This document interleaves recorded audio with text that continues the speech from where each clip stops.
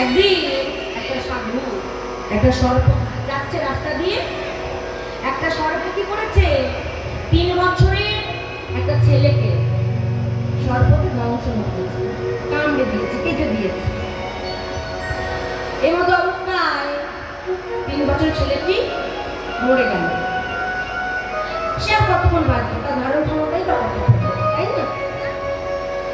কি করেছে তখন সাধু বলে, তুই ছোট্ট শিশুটাকে কামড়েছে, তোর আজকে মৃত্যু। যেই লাঠি নিয়ে মারতে যাবে অমনি বলছে, সাধু ও সাধু, আমায় তুমি মারতে পারবে না। সাধু হচ্ছে কি, তুই কথা বলতে পারিস, তুই কথা বলতে পারিস? বলে হ্যাঁ, ওর মৃত্যু এভাবেই ছিল, তাই ওইভাবে মরেছে। তাহলে বলতো আমার মৃত্যু কিভাবে আছে? তোমার মৃত্যু, তুমি গঙ্গায় স্নান করতে যাবে আর তোমাকে তুলে ছিঁড়ে ছিঁড়ে খাবে। তখন সাধু নবদ্বীপে ছিল।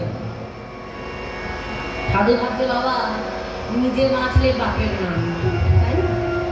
সাধু কি করেছে, বলছে যেখানে যেখানে নদী নাই আমি সেখানে যাব, যেখানে গঙ্গা নাই আমি সেখানে যাব। তাহলে কোথায় নাই? ঝাড়খণ্ডে নাই। তাই সাধু বলছে আমি ওখানেই যাব।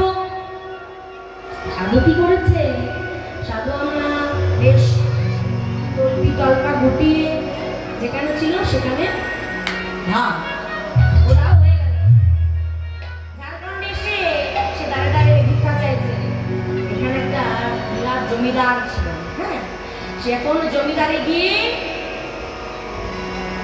ওখানে ভিক্ষা চাইতে এসেছে জমিদার মশাইকে। এখন জমিদার মশাই খুব ভালো ছিলেন।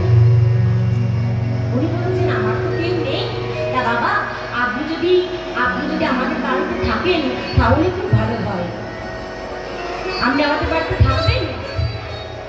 তখন সাধু বলছে যে এমনি তো ভিক্ষা করে খাই, তাহলে থাকতে কোনো বাধা নেই, থাক। তাই বলছি, বেশ বাবা আমি তোমাদের বাড়িতে থাকবো। এই মতো অবস্থাতে এখন সাধু তাদের জমিদার বাড়িতে থাকতে শুরু করেছে। আর তাদের কোনো সন্তান সন্ততি ছিল না। এখন সাধু বাবা সেই জমিদারের স্ত্রীকে একটা কবজ দিয়েছে, বুঝলেন তো? বলছে, বাবা এই কবজটা নিয়ে তুমি যাও, তুমি বৌমার হাতে বেঁধে দাও। বেঁধে দিয়েছে। তারপরে মাস থেকে সে হলো গর্ভবতী।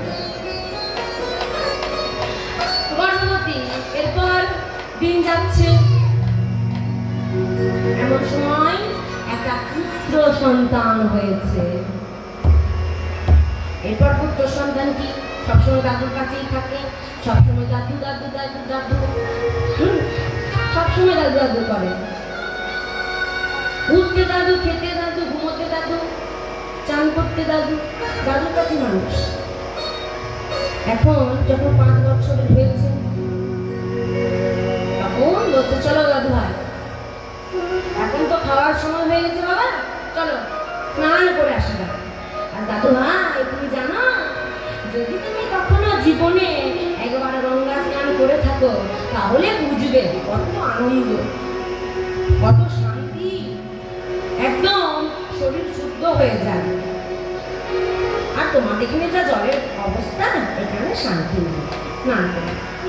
ছোট ছেলে ওরা যদি বোঝায় বলা হয় এই যাস না, ওরা সেখানেই যাবে, তাই না?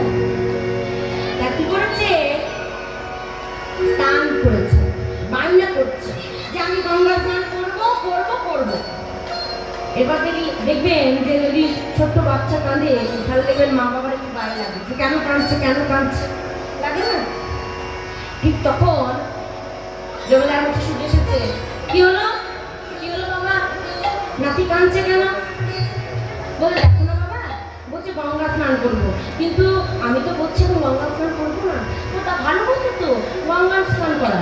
বলে না আমি করতে পারবো না। তখন সাধু সব